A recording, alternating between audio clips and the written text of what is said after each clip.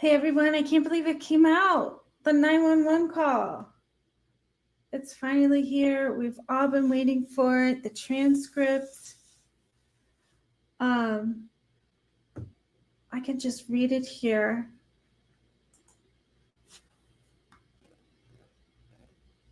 Okay. Oh, look, they put on here like a table of people who are involved in this, which it would be Q is the dispatch. There's Q1, that's a man. Q2, that's woman 1. Q3 is man 1. Q4 is man 2. Q5 is man 3. Then we have, I guess these are questions or these answers. A woman answers this. Oh, man. Okay. So this is page, what's this? Page 1. Okay, so I am on the state's motion to eliminate the 911 call. This is pretty awesome that they finally let this happen.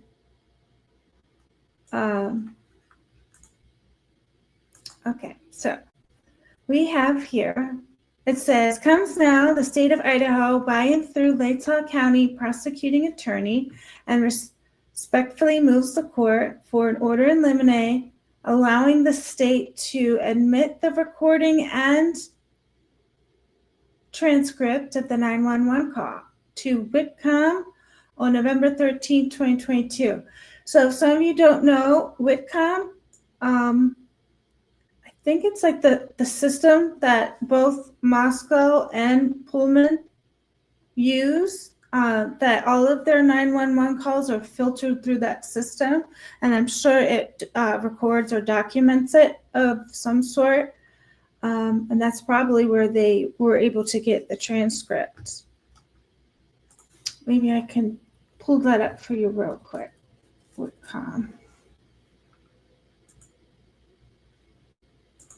Okay, can you see this? Kathy, welcome. I can't believe the transcript of the 911 call was finally released. We've been waiting for this for so long. It's so great. Welcome. Thank you for being here. It's good to see you. So we're reading the 911 motion and the redacted. And in the first 3 lines, it says Whitcomb.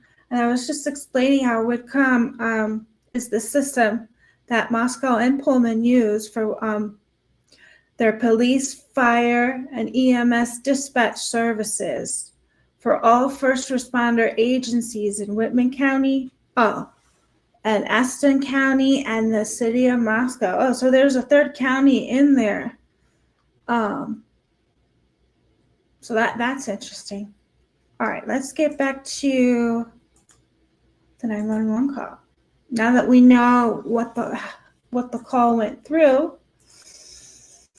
Okay, comes now the state of Idaho by and through Latah County prosecuting attorney and respectfully moves the court for an order in limine allowing the state to omit the recording and transcript of the 911 call to Whitcomb on November 13, 2022. The 911 recording was discovered as AV 000002 and the transcript was discovered as Bates 12-4-22-12462. All right, it starts here by saying facts. The facts pertinent to the issue raised by this motion can be found in the attached excerpts from the grand jury transcript, the 911 recording, and the transcript of the 911 call. Argument. The statements on the 911 call are hearsay, but fall within firmly rooted hearsay exceptions and should be allowed. In general, testimony that is hearsay is excludable at trial. However, there are many exceptions to this rule. 2 firmly rooted exceptions are Idaho Rule of Evidence 803, 1, present sense impression, a statement describing or explaining an event or condition made while or immediately after a declarant perceived it. Idaho Rule of Evidence 803, number 2, excited utterance. Oh, Hella! Shout out to Hella right here. Excited utterance, a statement related to a startling event or condition made while the declarant was under the stress of excitement that it caused. The requirements of the federal version of each of these rules are best stated in U.S. v. Mitchell. There are 3 principal requirements which must be met before hearsay evidence may be admitted as a present sense impression. 1, the declarant must have personally perceived the event described. 2, the declaration must be an explanation or description of the event rather than a narration. And the declaration and the event described must be contemporaneous. The requirements of a hearsay statement to constitute an excited utterance are 1, a startling occasion, 2, a statement relating to the circumstances of the startling occasion, 3, a declarant who appears to have had opportunity to observe personally and the events, and 4, the statement made before there has been time to reflect and fabricate. In Idaho, the Court of Appeals viewed the requirements for excited utterance as follows.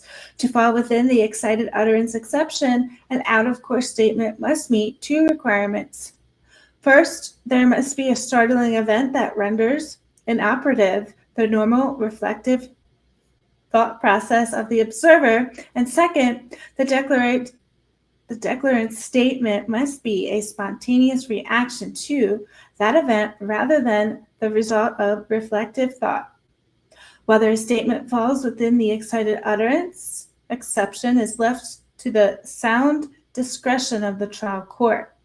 In ruling on the admissibility of a statement under the excited utterance exception, the trial court considers the totality of the circumstances surrounding the statement. The circumstances to be considered include the amount of time that elapsed between the startling event and the statement and nature of the condition or event, the age and condition of the declarant, and the presence or absence of self-interest, and whether the statement was volunteered or made in response to a question. Calls to 911 can also be deemed present sense impressions or excited utterances. Hearsay statements on a 911 tape can be admitted into evidence as either public record or business record. Noting that a 911 tape itself is probably a public record. This is probably. Okay. Finding the police radio broadcasts are business records. Oh, that is interesting. That there's a distinction here between the actual 911 call and the police radio broadcasts. However, because citizens who call 911 are not under any duty to report, a recorded statement by a citizen must satisfy a separate hearsay exception. Excluding tapes of emergency calls for witness reporting defendant's assault of an IRS agent.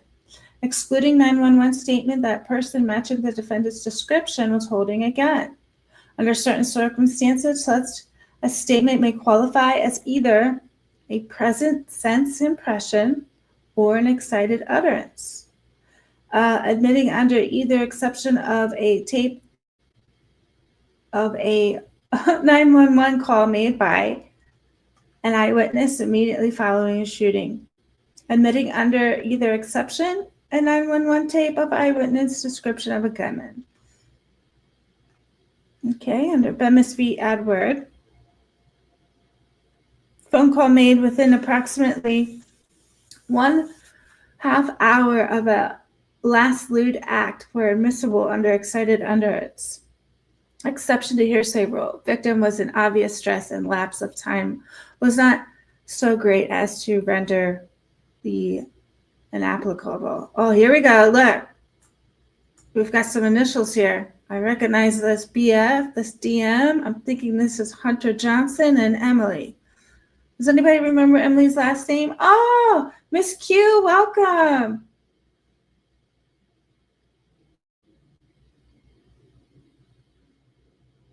This is hot off the press, Kathy's Indie Zone says. Yes, people have been waiting for this for over 2 years. Oh, you can't hear me, Miss Q. Can you hear me, Kathy? Evil CJ! Oh my gosh, welcome. I was going to get on the live before I come over and visit you.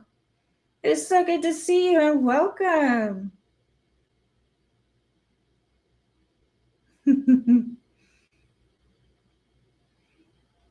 Yes. Does anybody remember Emily's last name? Because I bet that's her. So it does say Hunter Johnson located the unresponsive body of Xana Kernodle and informed Bethany Funk and Dylan Mortensen to call 911. Emily was present at the time. So isn't that interesting? If they discovered Xana Kernodle first, was she the one that was in the hallway, the one that the text kept walking over? Oh, thank you for your hard work, CJ. You have amazing footage.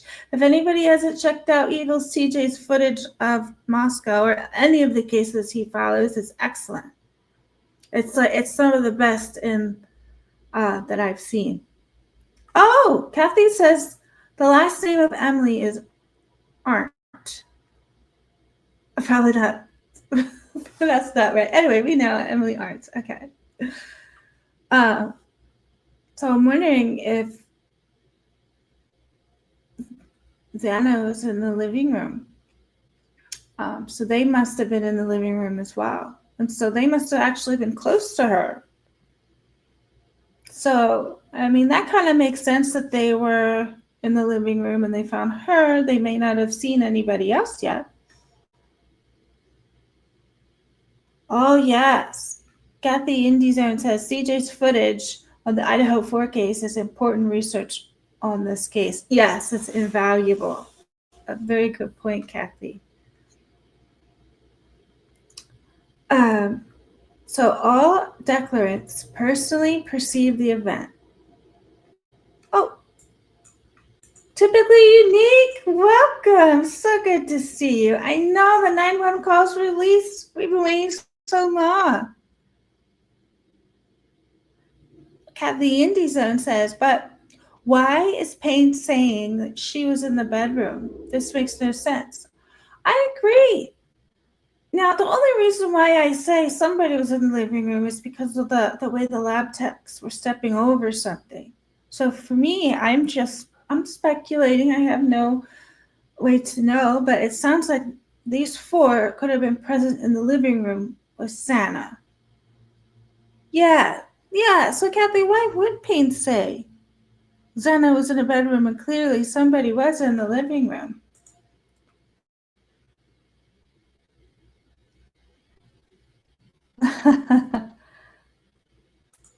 Oh, typically Unique says, I need to rewind, I'm flipping out. Yeah.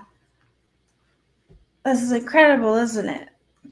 Yes, this is breaking.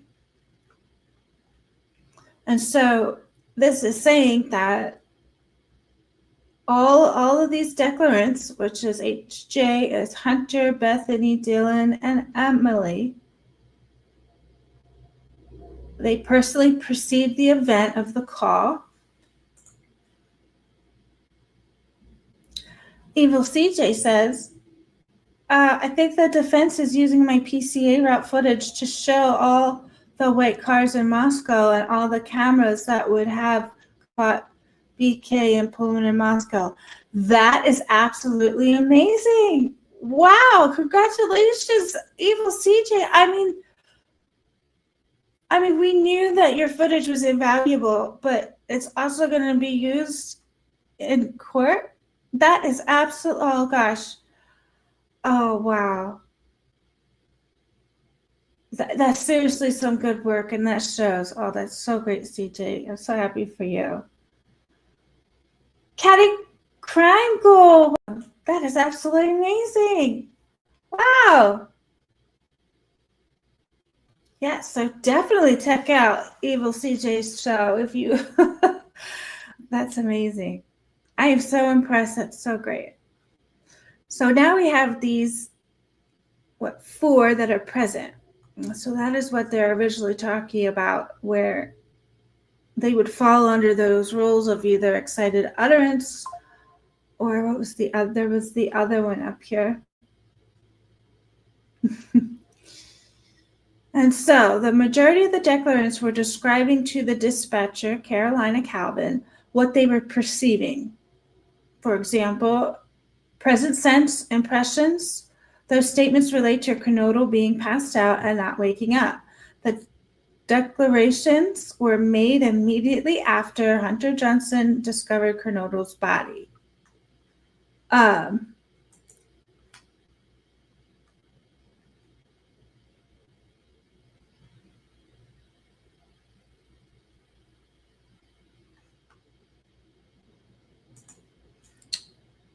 So that's weird. It's kind of weird. Okay.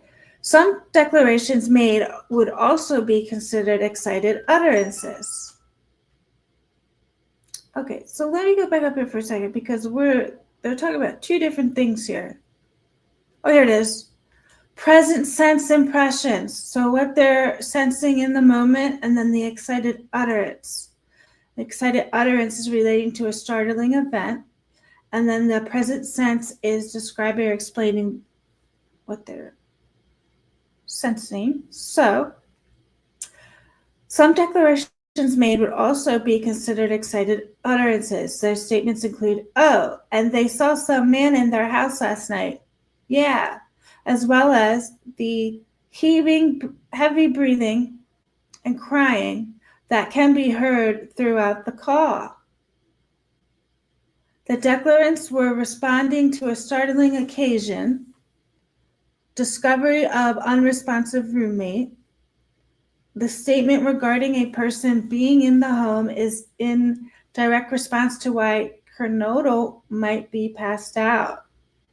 Interesting.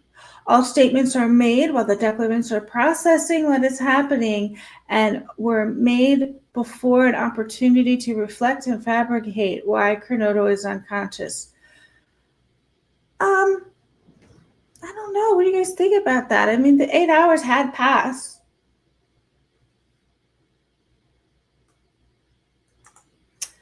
Kathy IndieZone says, they saw some man in their house last night. This seems to suggest a single perp. Oh, that's a good point. Meg P, hello. Welcome.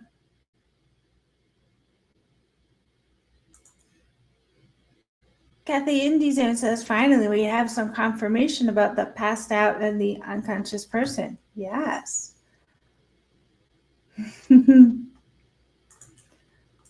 Okay.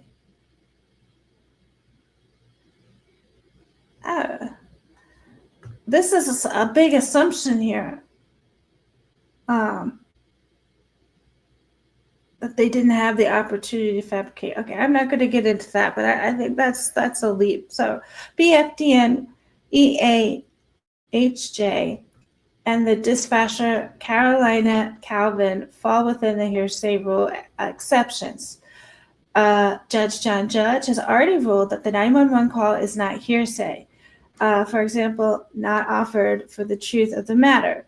Even if deemed hearsay, the exceptions for the present sense, impression, and excited utterance apply. On August 23rd, 2023, defendant moved to dismiss the grand jury indictment on the basis for motion that the 911 call was improperly admitted hearsay, cumulative, irrelevant, and improper attempt to bolster witness testimony. Ooh. In response, Judge held as follows. Further, even if the 911 call is hearsay, the exceptions for the present sense impression and excited utterance apply as statements made by callers. For example, the surviving roommates, Hunter Johnson and another friend who arrived, were made immediately after HJ discovered Miss Kernodle's body and instructed the roommates to call 911. The rationale justifying the present sense impression exception that the immediacy of the statement offers no opportunity for fabrication. Finding statements made were excited utterances because the victim was still under stress of the event. Are they saying that Hunter Johnson was as the victim of the event? Oh. So, sealed order denying motion to dismiss indictment on grounds of biased grand jury admissible evidence, lack of sufficient evidence of prosecutorial misconduct. Regarding the emotion in the caller's voices, Judge further held that the evidence was relevant as to why law enforcement was sent to 1122 King Road on November 13, 2022, as opposed to just EMS. Just EMS. When the call was for an unconscious individual, the testimony was deemed relevant to the effect that it had on the dispatcher and was not communicative of Officer Nunez. So they probably did send an ambulance out there, especially if someone was unconscious, so it would have been there. I don't know. There was people who were questioning whether an ambulance was there or not. I think that confirmed it for me. Diane, welcome. Danity Kane, welcome. Yeah, typically unique. Put it on 1.5 speed. That's awesome.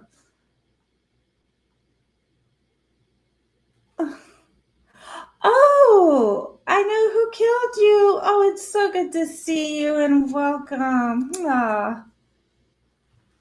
That's great. So, statements made on the 911 call are admissible regardless of whether or not witness testifies. Under IRE 803, present sense impressions and excited utterances are admissible whether or not the declarant is available as a witness. IRE 1 and 2. Any statement found outside the above exceptions to hearsay are non-testimonial for purposes of Crawford analysis. Further, even if somehow deemed testimonial, the Confrontation Clause of the Sixth Amendment does not bar their admission. Finally, we reiterate that when the declarant appears for cross-examination at trial, the Confrontation Clause places no constraints at all on the use of his prior testimonial statements. It is therefore irrelevant that the reliability of some out-of-court statements cannot be replicated even if the declarant testifies to the same matters in court. The clause does not bar admission of a statement as long as the declarant is present at trial to defend or explain it. State submits if any of the declarations made are deemed testimonial, each of the declarations will testify at trial. Conclusion. Based on above cited authority, the state respectfully prays the court's approval in limine of the admission of the recordings and transcripts of the 911 call to WITCOM on November 13, 2022, immediately following this discovery of Xander Kernodle unresponsive at 112 King Road. And so earlier I was explaining that WITCOM is the system where police, fire, and EMS is called through, and it does service Whitman County, which is Pullman, Washington, and Moscow, Idaho. And there is a third county in there. I think it's called Austin County. Okay, here we go. This is it. S1 grand jury transcript unsealed. Oh no. They've got some things sealed there. Okay, here we are at the 911 call. Sleuthin' Mom, hello and welcome.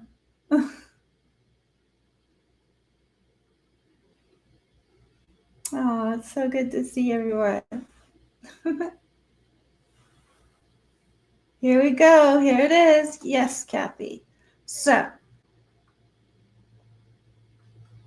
the Q is going to be the dispatcher. I think they said her name was Carolina. Q, 911, location of your emergency. Answer, hi, something is happening. Something happened in our house. We don't know what. We have. Question, what is the address of the emergency? Answer, 1122. No, don't. Question, what is the rest of the address? Answer, oh, Kings Road. Question, okay, and is that a house or an apartment? Answer, a house. Question, can you repeat the address to make sure that I have it right? Answer 1. So this is a new person who came in, because the answer for those questions were just noted by A, and so now this is a different person. I'll talk to you guys. We're live at the right. Well, we live at the right, so we're next to them. Question, I need someone to repeat the address for verification. A1, the address? 112 King Road. Question, and what's the phone number that you're calling from? Answer A1, what's your phone number? And it looks like the first person spits out some numbers, and the second person spits out some more. And then the second person says, what's the rest? And they're going back and forth. And so then the next question here is, okay, and tell me exactly what's going on. Answer A1. One of the roommates who's passed out, and she was drunk last night and she's not waking up. Another person says, no, we saw. Question, okay. Answer 1 says, oh, and they saw some man in their house last night. Yeah. And then A says, hi. Question, are you there with the patient? Okay, I need someone to keep the phone and stop passing it around. A, so we're back talking to the original person. Can I just tell you what happened pretty much? Question, what is going on currently? Is someone passed out right now? Answer, I don't really know, but pretty much at 4 a.m. Question, okay, I need to know what's going on right now. If someone is passed out, can you find out? Answer, yeah, I'll come. Come on, we got to go check, but we have to. Is she passed out? She's passed out? What's wrong? Question, dispatching Moscow Law Ambulance for. Answer, she's not waking up. Question, unconsciousness, 112 King Road. Oh, I think this is another operator that says 70 is en route. Okay, original operator. Okay, 1 moment, I'm getting help started that way. Answer, okay, maybe. Question, unintelligible. 112 King Road, all ambulance response for unconsciousness, 112 King Road. We have a third operator. I copy. Original operator, unintelligible. 58, multiple RPs on the phone, saying the roommate on scene is passed out and not waking up. Believes she got drunk last night, and unintelligible about a male being in the room with them. So the second operator, unintelligible, being around. Original operator, that one I copy, about 20-year-old female, unconscious, trying to get further. Second operator, copy. A2, this is a third person. So a third person gets on the phone and is like, yeah, it's Evan.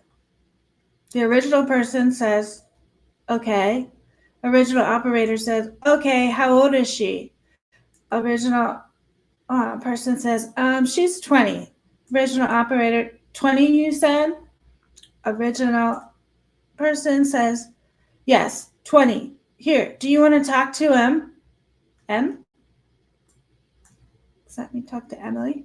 Question, the original operator. Okay, A2. Okay, so A2, we are at a third person. It might be Emily. And so they're saying, hello, hello? Original operator. Okay, I need someone to stop passing the phone around because I've talked to 4 different people. A2. Okay, sorry, they just gave me the phone. Original operator. Is she breathing? A2. Hello? Original operator. Is she breathing? A2. No. Original operator. Okay. Second operator. Unintelligible. En route. A2. Bethany or Dylan.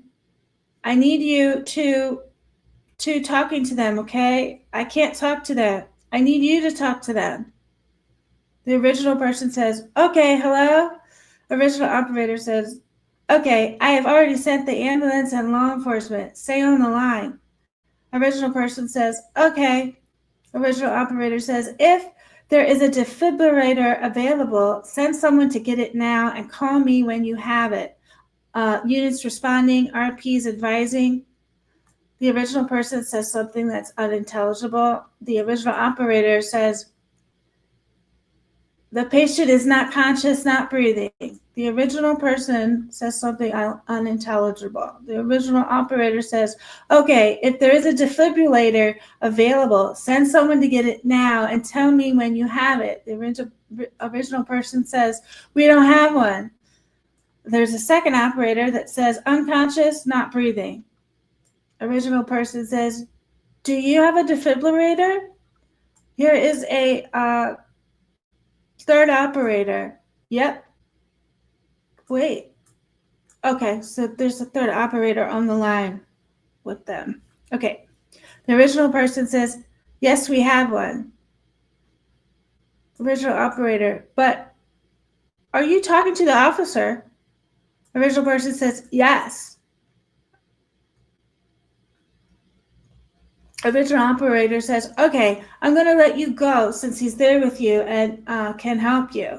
Original person says, okay, thank you, bye. Operator says, okay. Well, there's a fourth operator says, Moscow 46, out. The original operator says, copy. The fourth operator says, 13, I think we have a homicide.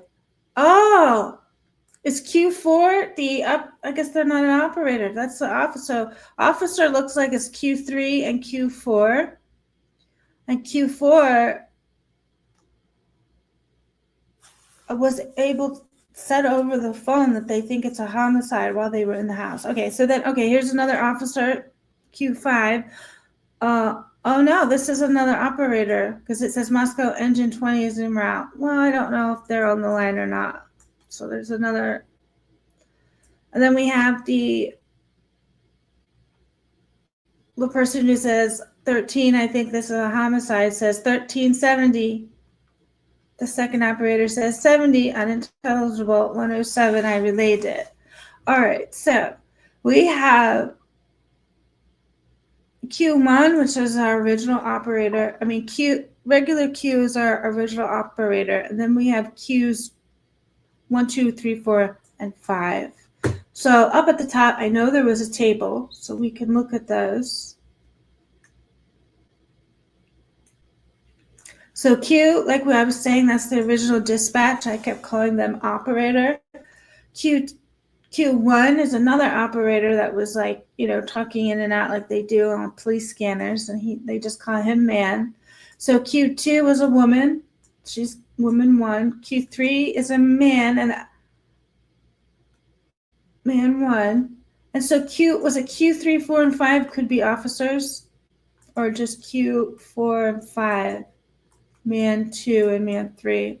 And so A was a woman. So this original person who actually called and started to talk to them first is a woman. And then there was another woman. And then I think was it A2, that was Emily.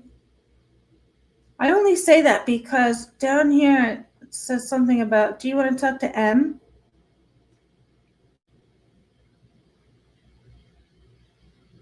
Yeah, right here. The original person, A, is a woman, says yes.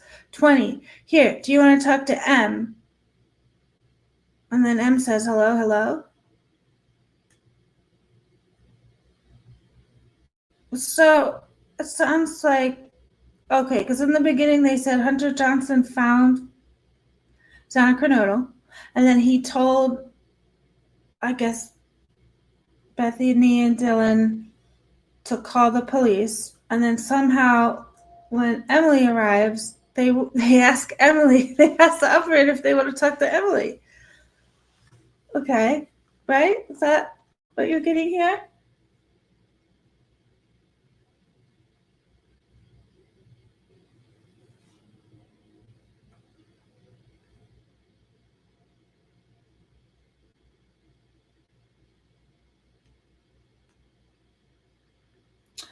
Ah, Evil CJ brings up a good point. He says, engine en route after 12 p.m., but Ellie still don't show up until 4 p.m. Yeah.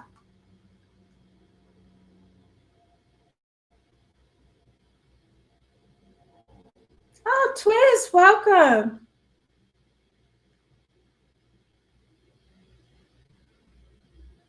Too Fast for Flea's best name, welcome.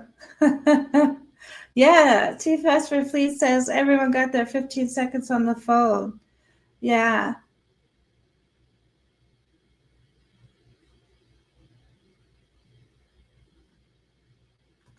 Kathy IndieZone says, I find this very sus. I do too.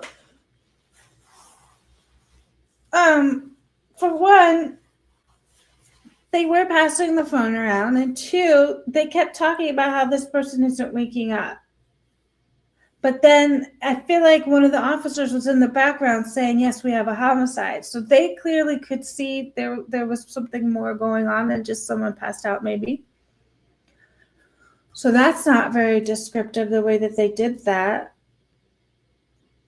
And Kathy IndieZone also pointed out a very good point, because Detective Payne says, also in the room. And there's, yeah, on the call, there's nothing about Ethan. So that's why I'm thinking that Zena must have been in the room. She must have been the one that all the lab techs were stepping over, because it sounds like Hunter Johnson, Dylan, Bethany, and Emily must have been right in the living room calling. I don't know. What do you guys think? Could that be?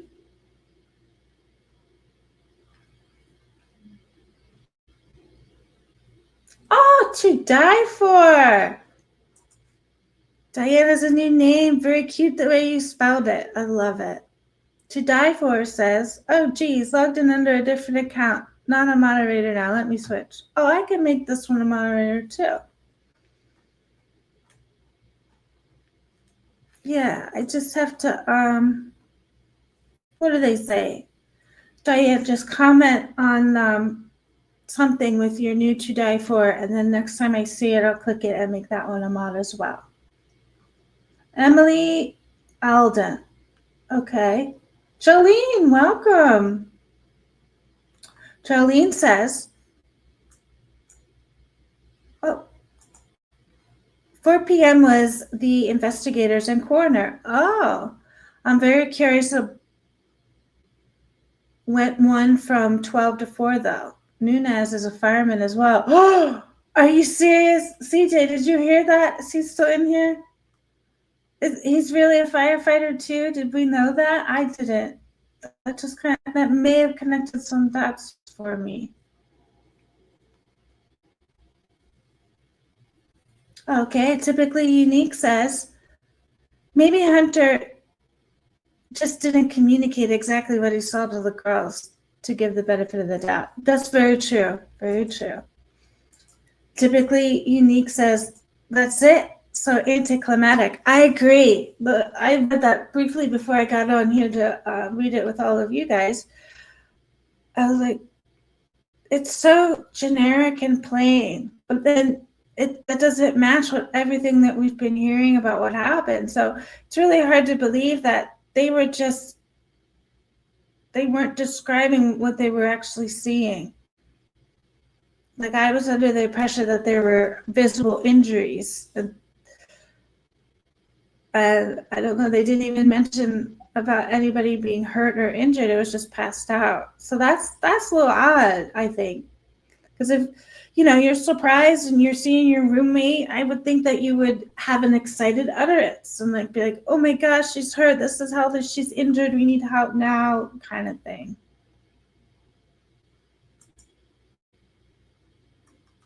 And Twist says, they got there super fast, though. Yes, they did. P says, making dinner. We'll be listening, and then we'll be back. Oh, okay. Sleuthin' Mom says, I think the perp was wearing something to the effect of a firefighter, not specifically a fireman suit, though. Good thought. Oh, Kim Kitty, welcome. Good to see you. Oh, Jolene says, I have a screenshot from Nunez's March 2023 LinkedIn. Volunteer since 2015. A volunteer. Wow. I'm going to have to relay that information to CJ. That's very interesting. Good to see you, Kim Kitty. Okay. Kathy Indison says, FYI, the judge I referred to is Judge Stephen Hippler, who stated one officer found the bodies. Okay. Oh, yeah. We read that recently somewhere, didn't we, Kathy? Design Rhythm. Welcome.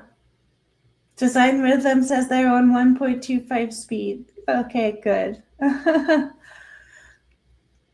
Wow. So I'm thinking that, so if A2 is a man. Never mind, that is not Emily. So, okay, so when they said, do you want to talk to M, they weren't talking about Emily. So could A2 actually be Hunter? Well, I guess it would. So Hunter says, I need you to talking to them, okay? I can't talk to them. I need you to talk to them. Yeah, this sounds like Hunter. And look, he's like directing. He's kind of like in charge when he says this. He's like, I need you to do this. I need you to do this. I'm doing this and I can't do that. So you're going to have to do this. So A1 and A2 are deferring to Hunter.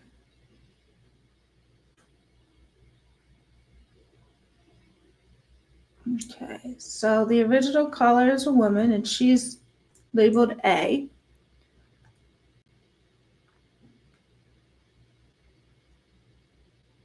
Okay, and then she must hand the phone to Hunter. Hunter is the second handoff. Hunter says a few things, and then he's just like, okay, I can't be doing this. I've got something else to do. You need to talk to her. So then the original caller gets back on the phone, and they're talking to them again.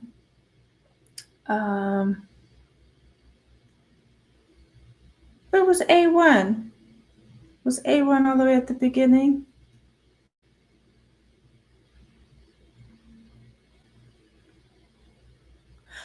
Okay, yeah. So A1 is giving the phone number. And didn't Fry say, no. A1 asked for the phone number. Okay, so Fry said that the call came from a roommate's cell phone, right? Yeah, so CJ, did you hear that? Was Jolene said that she saw on Nunez's LinkedIn that he was a volunteer firefighter in 2023. So can you be a firefighter and he was a first responder. I don't know. I don't know where I was going with that. I just thought I made a connection.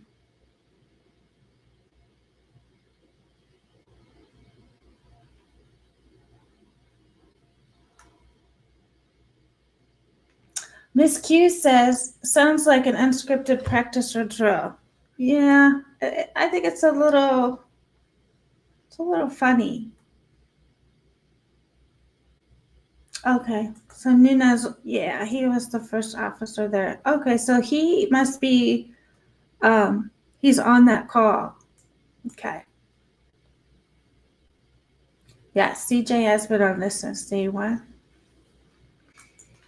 Okay, so if A2 is definitely Hunter,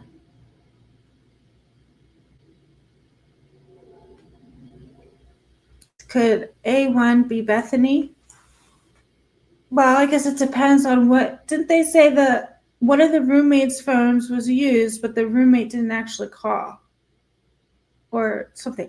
And then even up here, it says you need to stop passing the phone around because I've talked to like 4 different people, but yet the way that they have these out, it was only 2. So I'm wondering, is this accurate? Is this transcript accurate? Because if she's saying you need to stop handing the phone around, I've already talked to 4 people, but they've only have 3 people. No, I guess that's all 4 of them. So Emily is A1. Okay, Diane says Emily is A1.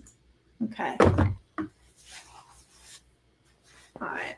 Emily's A1, Hunter is A2. Do we know, is Dylan A? Oh, Meg P says it's heavily redacted. Thank you for that, Meg P. I didn't realize that.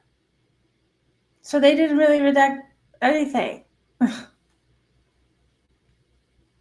Yeah, it must be.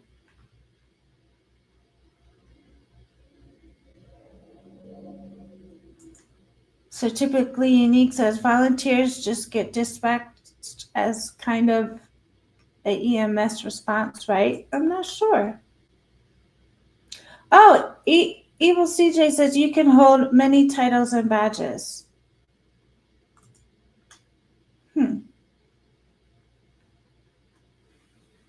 Jolene says, many of the officers' wives work in Whitcomb Dispatch as well. Just a little random fact. Thank you for that. All right, so Kathy says, okay, I'm taking from this call 1 intruder. All right. Evil CJ says, Moscow is the bank up community. Oh. Well, that was great, you guys. Thank you for being here when we read it. Thank you, everybody who's here live. Thank you for the replay crew. I am going to be on Evil CJ's at 8. Well, I guess that's in 20 minutes, depending on what time zone you're in. So I'm going to hop off here so that I can get ready and get on to Evil CJ's show. I hope to see you all there. Thank you all for coming. And I do believe, Kathy, you'll be on there too, right? So I'm very excited to see CJ and Kathy, and thank you all for coming. If you guys have more to talk about this 911 call, make sure to do it in the comments so we can continue this conversation down there. All right. Thank you, everybody. I'll see you over on CJ's. Bye.